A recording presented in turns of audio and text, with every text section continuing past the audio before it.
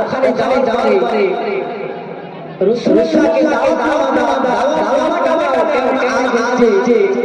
দিদার করার দিন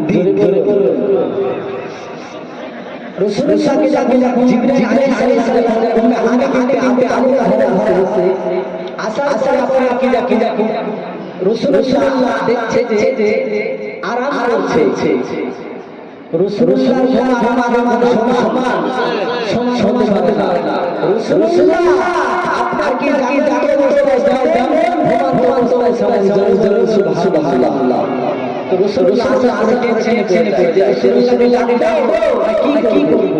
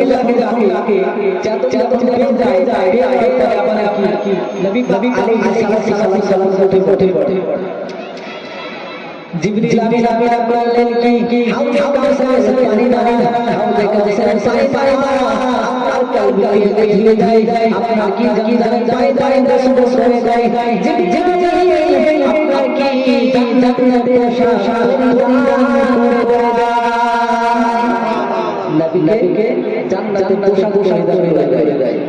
করে দেওয়ার পরে আপনার কি মসজিদে আপনাকে নবী থেকে মসজিদে আকসা নিয়ে যায়। মসজিদে আকসা থেকে আপনার কি সোলা কি কাতা দিয়ে সব দাঁড়িয়ে আছে, কিন্তু একটা জায়গায় কোনটা যেটা হচ্ছে ইমামের জায়গা। ইমামের জায়গা খালি তখন আপনার সকল নবী ভাবছে যে কে ইমামতি করবে। আমাদের আদম মা আমাদের ওখানে ইমামতি করবে রাসূলুল্লাহ সাল্লাল্লাহু আলাইহি ওয়াসাল্লাম। ওখানে কিন্তু আমরা পুরা করে নামে আমাদের বিষয় সম্ভব নয়। এবার রাসূলুল্লাহকে নামান শেষ হয় আপনার কি আপনি রেডি বুড়া চাপতে কিন্তু বুড়া ছিল লাল ছিল কেমন ছিল এটা জানা দরকার। বুড়া ছিল কি সাদা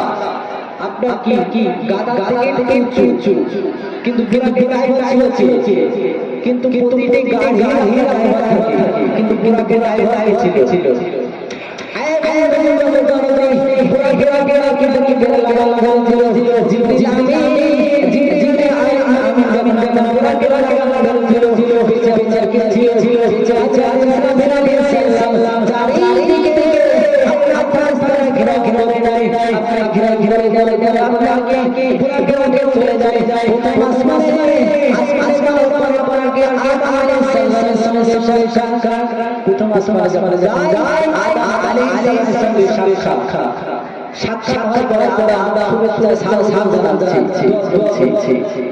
করার পরে কি আদম আলাইহিস সালামের দেখা হলো সাক্ষাৎ হয়ে গেল তখন জিবরিল আমিন থেকে কাঁপতে লাগবে আয় রাজুল বজরনি প্রথম আসমান থেকে দিতে আসমান প্রবেশ করে দিতে আসমানে যাবে প্রবেশ হয়ে যায় আপনার দিকে আসমানে ইয়া আলাইহিস সালামের সঙ্গে দেখা দ্বিতীয় আসমানে হযরত ইয়া আলাইহিস সালামের সঙ্গে দেখা দ্বিতীয় আসমানে আমরা দেখতে ইউসুফ আলাইহিস সালামের সঙ্গে দেখা চতুর্থ আসমানে চতুর্থ আসমানে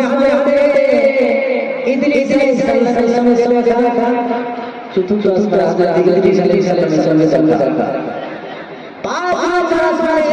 হযরত আদম আলাইহিস সালামের সঙ্গে দেখা ছয় আসমানে হযরত মুসা আলাইহিস সালামের সঙ্গে দেখা সাত আসমানে হযরত ইব্রাহিম আলাইহিস সালামের সঙ্গে দেখা সবই